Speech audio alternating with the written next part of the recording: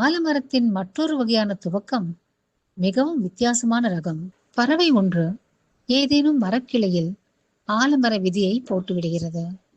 அங்கு அந்த விதை முளைத்து தன்னுடைய ஆகாய வேர்களை கீழ் நோக்கி அனுப்புகிறது.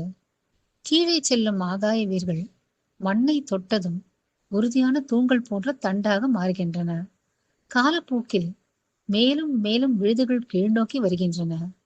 அவை தங்களுக்கு இடம் கொடுத்த மரத்தை சுற்றி வளைத்து மெல்ல மெல்ல தங்கள் கட்டுக்குள் கொண்டு வருகின்றன. சத்துகள் ஏதும் கிடைக்காமலும் சூரிய வெளிச்சத்தை பெற முடியாமலும் அந்த மரம் மெல்ல மெல்ல அழிந்துவிட ஆலமரம் இப்பொழுது ஒற்றை காட்டு அரசனாக வலுவாக நிற்கிறது. இத்தகைய ஆலமரங்களின் தண்டுகளின் உள்பகுதி வெறுமையாக வெற்றிடமாக இருக்கும். தனக்கு இடம் கொடுத்த மரத்தையே அழித்து வலுவாக நிற்கிறது இந்த முறையில் உருவான ஆலமரங்கள்.